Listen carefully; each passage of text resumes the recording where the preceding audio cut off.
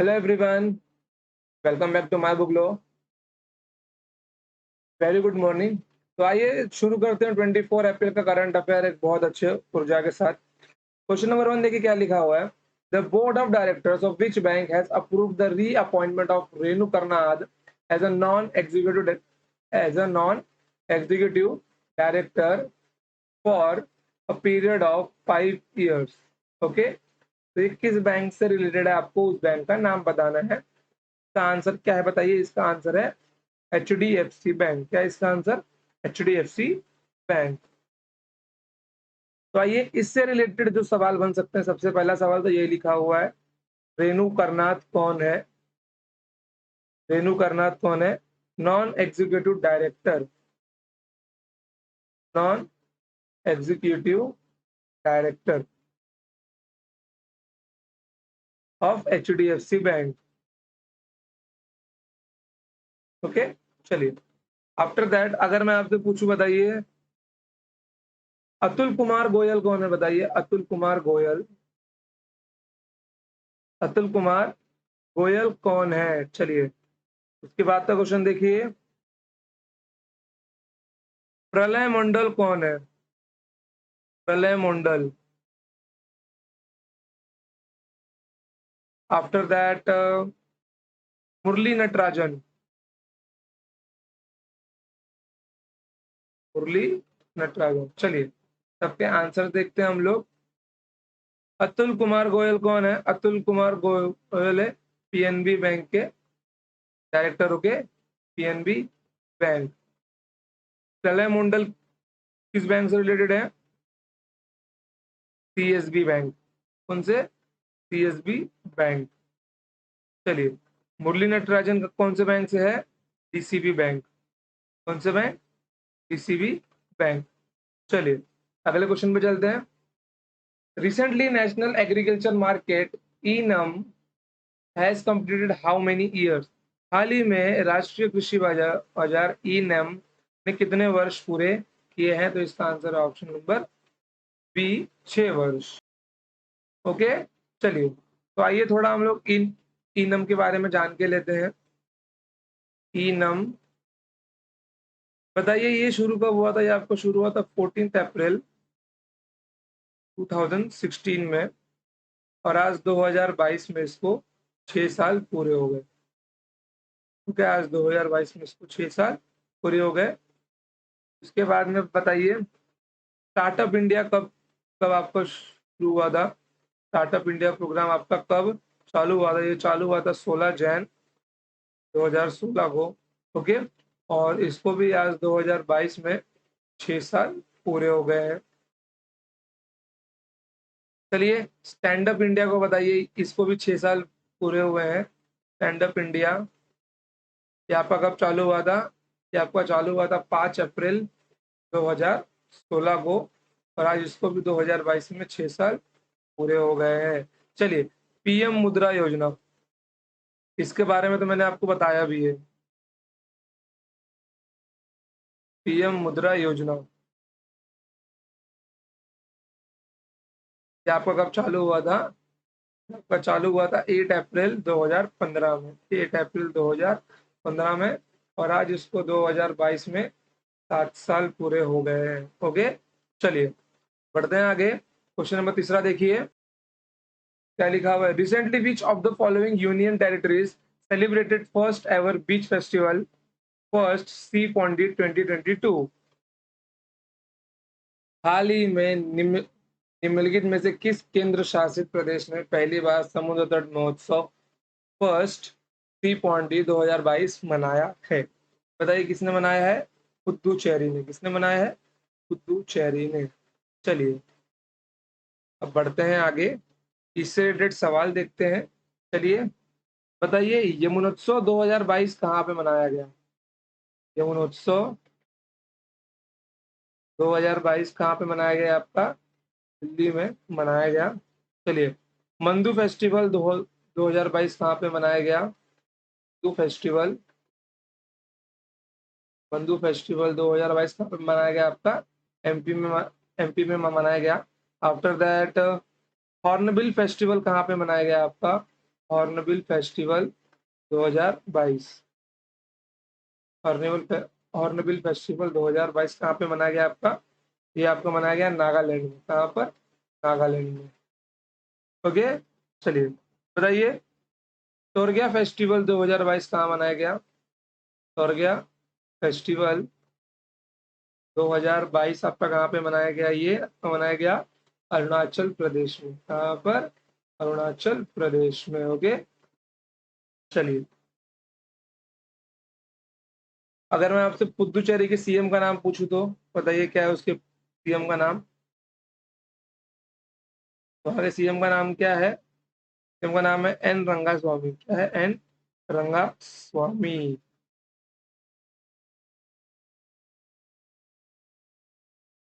चलिए आगे बढ़ते हैं, क्वेश्चन नंबर 4 को देखते हैं। क्वेश्चन नंबर 4 क्या बोल रहा है मेरा?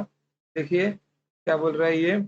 Which IIT has collaborated with NTPC to develop energy efficient to tech to capture CO2?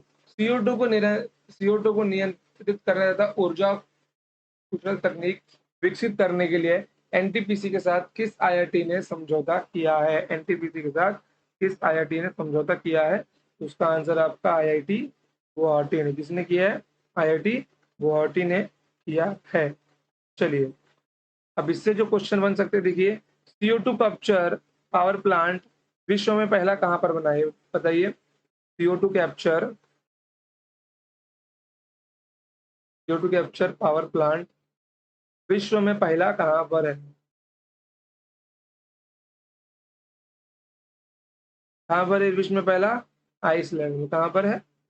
Iceland में। ओके, चलिए भारत में पहला कहां पर है CO2 capture power power plant? Bharat में पहला CO2 capture power plant Bharat में कहां पर है बताइए? कहां पर है भारत में? जमशेदपुर। कहां पर है? जमशेदपुर। ओके, चलिए एनटीपीसी का फुल फॉर्म क्या है? कॉमन सा क्वेश्चन है, बताइए एनटीपीसी का फुल फॉर्म क्या है? National thermal power corporation. National thermal power corporation. Power corporation. Okay, चलिए नाइट्रोजन टू ऑक्सीजन किसने बनाया है बताइए? नाइट्रोजन टू ऑक्सीजन किस आईआईटी ने कन्वर्ट किया है? क्या आपका किया है? आईआईटी बॉम्बे ने। किसने किया है? आईआईटी बॉम्बे ने किया। ओके, किया है आईआईटी बॉम्बे ने। कोई दिक्कत यहाँ पर? कोई दिक्कत नहीं है। चलिए बताइए फर्स्ट स्मोक टावर कहाँ पर है? फर्स्ट स्मोक टावर कहाँ पर है ये? दिल्ली में। कहाँ पर है ये? दिल्ली में। ओके, चलिए बढ़ते हैं आगे। Prime minister Narendra Modi has unveiled 108 feet statue of lord Hanuman ji in which of the following place? प्रधानमंत्री नरेंद्र मोदी ने निम्नलिखित में से किस स्थान पर भगवान हनुमान जी की 108 फीट की प्रतिमा का अनावरण किया है? तो उसका आंसर है मोरबी। कहाँ पर किया है? मोरबी में किया है। चलिए अब इससे रिलेटेड कुछ सवाल देख के लेते हैं। बताइए आपकी स्टील रोड कहाँ पर है? स्टील रोड कहाँ पर है आपकी? गुजरात में। ओके, चलिए बताइए के हॉस्पिटल कहाँ पे है? इन सब का अनावरण नरेंद्र मोदी जी ने ही किया। ओके, के हॉस्पिटल कहाँ पर है आपका? कहाँ पर है? ये भी आपका कहाँ है? भुज के गुजरात में। कहाँ पर? भुज के गुजरात में। ओके, चलिए हनुमान जी का स्टैचू भी कहाँ पर है? मोरबी गुजरात। ओके, हनुमान जी स्टैचू कहाँ पर है? मोरबी गुजरात। चलिए गुजरात का जब इतना नामी है तो बताइए गुजरात में विधानसभा की टोटल सीट्स कितनी है? विधानसभा की टोटल सीट्स कितनी है वहां पर? फिर लोकसभा की टोटल सीट्स कितनी है? ओके, और राज्यसभा की सीट्स कितनी है?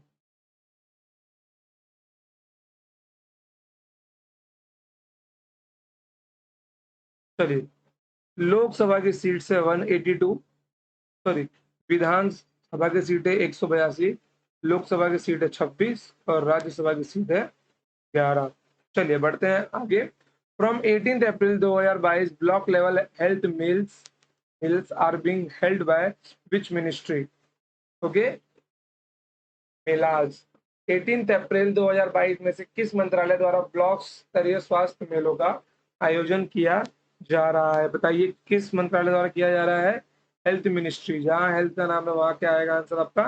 हेल्थ मिनिस्ट्री आएगा। कोई डाउट आपको इसके अंदर? कोई डाउट नहीं है। चलिए, तो ये आपका कब से कब तक चलने वाला है मेला? ये आपका चलने वाला है 18 अप्रैल से 30 अप्रैल तक, वो भी 2022। ओके, इसका नाम क्या है? Health fair. चलिए क्वेश्चन नंबर 7 को देखिए। Which of the following ministry has been develop e DAR e detailed accident report portal? निम्नलिखित में से किस मंत्रालय ने ई डार ई विस्तृत दुर्घटना रिपोर्ट पोर्टल विकसित किया है? तो किसने किया है? Ministry of road transport and highways ने। ओके, चलिए चलिए बताइए सुपेस पोर्टल किसने जाहिर किया है? सुपेस पोर्टल किसने किसने जाहिर किया है? फिर उसके बाद में फास्टर पोर्टल किसने निकाला है? मैं इन दोनों के बारे में आपको बता चुका हूँ। ओके, फास्टर पोर्टल किसने निकाला है? ये आपका निकालना है सुप्रीम कोर्ट ने। ओके, और सुपेस पोर्टल निकालना है आपका सुप्रीम कोर्ट ने। चलिए बढ़ते हैं आगे। क्वेश्चन नंबर 8वां देखिए। Which in the first state which is the first state to develop migration tracking system MTS application? Migration tracking system MTS application विकसित करने वाला पहला राज्य कौन सा है? बताइए पहला राज्य कौन सा है? महाराष्ट्र। कहाँ, कौन सा राज्य ये? महाराष्ट्र है। ओके, चलिए तो ये बताइए भारत में सर्वाधिक जनसंख्या कहाँ पर है? भारत में सर्वाधिक जनसंख्या कहाँ पर है? भारत में सर्वाधिक जनसंख्या कौन से राज्य में है? ओके, चलिए उसके बाद बताइए भारत में सर्वाधिक शहरी जनसंख्या कहाँ पर है?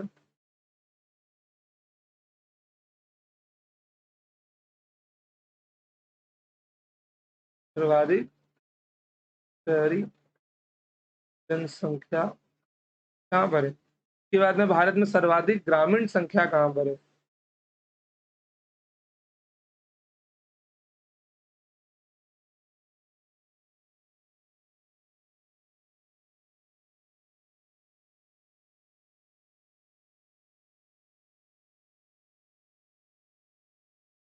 चलिए तो वन बाय वन सबका उत्तर देते हैं।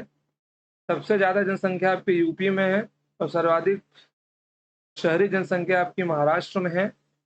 ओके, और आपकी सर्वाधिक ग्रामीण जनसंख्या ये भी यूपी में ही है। ओके, चलिए तो जब उत्तर अपना महाराष्ट्र है तो महाराष्ट्र से रिलेटेड कुछ तथ्य जानकर लेते हैं। ओके, चलिए बताइए यहाँ के राज्यपाल कौन है? महाराष्ट्र के आमची मुंबई, इनके राज्यपाल कौन है? बीएस कोश्यारी। कौन है? बीएस कोश्यारी। चलिए मुंबई ने अपना एक टारगेट सेट किया हुआ है। कौन सा टारगेट है वो? Zero carbon city. कौन सा टारगेट है वो? जीरो कार्बन सिटी सेट करने वाला ये पहला शहर बन गया था। ये कब तक टारगेट लिया है? 2050 तक लिया है। ओके, चलिए बताइए इंदिरा इंद्रायणी मेडिसिटी कहाँ पर है आपका? इंद्रायणी मेडिसिटी कहाँ पर है? ये आपका है पुणे में। कहाँ पर है आपका? पुणे में है। चलिए क्वेश्चन नंबर 9 देखिए। Which scheme has been selected for a prime minister award for the prime minister award for excellence in public administration 2022? Public administration 2020 में उत्कृष्टता श्रेणी में प्रधानमंत्री पुरस्कार के लिए किस योजना को चयनित किया गया है? तो उसका आंसर है पूरे देश का आम नागरिक अर्थात उड़ान योजना। पूरे देश का आम नागरिक अर्थात उड़ान योजना। तो उड़ान योजना के बारे में कुछ हम लोग जानकर लेते हैं। चलिए पीएम अवार्ड और स्कीम किसको मिला है? उड़ान को मिला है। ओके, चलिए, उड़ान चालू कब हुआ था? 27 अप्रैल 2017 को। ओके, चलिए, और चलिए एक बात आप लोग और बताइए, 100th एयरपोर्ट ऑफ इंडिया कहाँ पर बना है? इंडिया का 100वां एयरपोर्ट कहाँ पर बना है? ये आपका कहाँ पर बना है? ये आपका बना है सिक्किम में। कहाँ पर बना है ये? सिक्किम में बना है। ओके, चलिए, और बताइए, महाराजा अग्रसेन एयरपोर्ट कहाँ पर है आपका? महाराजा अग्रसेन एयरपोर्ट कहाँ पर है आपका? कहाँ पर है ये आपका? ये आपका है हिसार में। कहाँ पर है? हिसार में। ओके, चलिए, बढ़ते हैं आगे। एक और सवाल है, बताइए, यूपी 8 एयरपोर्ट कहाँ पर है आपका? यूपी का 8वां एयरपोर्ट कहाँ पर है? चलिए, इसका सवाल आपको देना है आंसर। बढ़ते हैं आगे, क्वेश्चन नंबर 10 के ऊपर जाते हैं। Poison pill which was seen in the news is associated with which field? खबरों में रहा पॉइजन पिल किस क्षेत्र से संबंधित है? तो इसका आंसर क्या है? Option number C, acquisition of company, company का अधिग्रहण। ओके, कंपनी का अधिग्रहण से संबंधित है। ओके, पॉइजन पिल, अगर अभी हमने देखा होगा कि इलॉन मस्क ने 9% शेयर ट्विटर के ले लिए हैं। ओके, शेयर इन ट्विटर, और वो इसको अभी खरीदने की बात भी कर रहा था। ओके, पॉइजन पिल का मतलब क्या है यहाँ पर? पॉइजन पिल का मतलब है कि minimum 15% share. Okay, minimum 15% share, यहाँ पे इसका मतलब है पॉइजन पिल का मतलब है कि उसको मिनिमम 15% शेयर देना चाहिए कि नहीं देना चाहिए, लेना चाहिए कि नहीं लेना चाहिए। ओके, और इतना होने पर इलॉन मस्क का ट्विटर अकाउंट भी बंद करवा दिया गया था। ओके, चलिए, क्योंकि उसने ट्विटर को 100% शेयर का ऑफर किया था कि मैं आपके 100% शेयर खरीद लूंगा, मतलब मैं पूरी की पूरी ट्विटर को ही खरीदना चाहता हूँ। उसके बाद ही हुआ था ये। चलिए, which state has announced to celebrate the birth anniversary of सिद्धालिंगा Swami as a integration day? किस राज्य ने सिद्धलिंग स्वामी की जयंती को इंटीग्रेशन डे के रूप में मनाने की घोषणा की है? तो किसने की है? कर्नाटका ने की है। किसने की है घोषणा? ये कर्नाटका ने की है। ओके, चलिए, बढ़ते हैं आगे, क्वेश्चन नंबर 12 को देखिए। Recently which country has stopped imports of agriculture products from India citing failure by New Delhi official to register laboratories that evaluate food safety? Okay, हाल ही में किस देश के खाद्य सुरक्षा का मूल्यांकन करने वाली प्रयोगशाला को पंजीकृत करने में नई दिल्ली के अधिकारियों द्वारा विफलता का हवाला देते हुए भारत से कृषि उत्पादकों के आयात को रोक दिया गया है? ओके, तो इंडोनेशिया। ओके,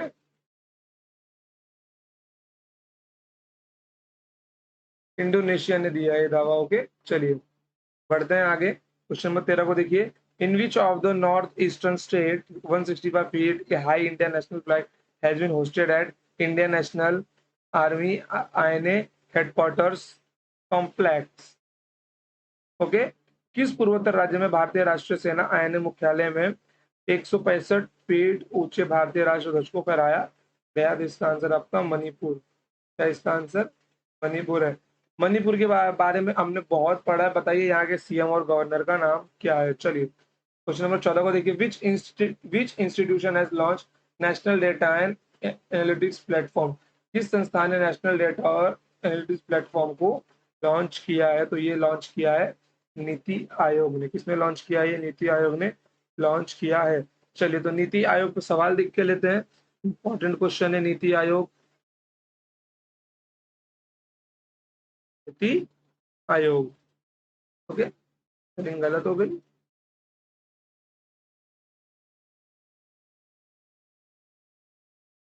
चलिए, देखिए, इसकी स्थापना कब हुई थी?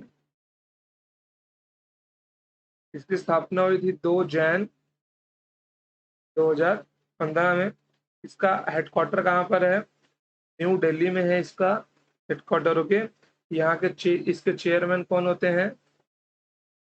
इसके चेयरमैन खुद अपने प्राइम मिनिस्टर जी होते हैं। बताइए इसके डिप्यूटी चेयरमैन कौन है? इसके डिप्यूटी चेयरमैन कौन है? राजीव कुमार। कौन है? राजीव कुमार। ओके, चलिए तो बढ़ते हैं आगे। मेरा आपसे सवाल है, बताइए आरबीआई के गवर्नर कौन है? बहुत सिंपल सवाल है, जेब में कोई भी नोटो निकाल कर देख लो।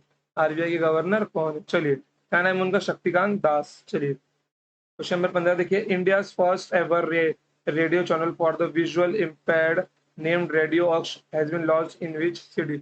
दृष्टिबाधित लोगों के लिए भारत का पहला रेडियो चैनल जिसका नाम रेडियो ऑक्स है, किस शहर में लॉन्च किया गया है? तो ये लॉन्च किया गया है नागपुर में। कहाँ लॉन्च किया गया है? ये नागपुर में लॉन्च किया गया है। ओके बच्चों, तो यहाँ पे आपका आज का करंट अफेयर खत्म होता है। 24 अप्रैल का मिलेंगे अब हम लोग 25 अप्रैल को।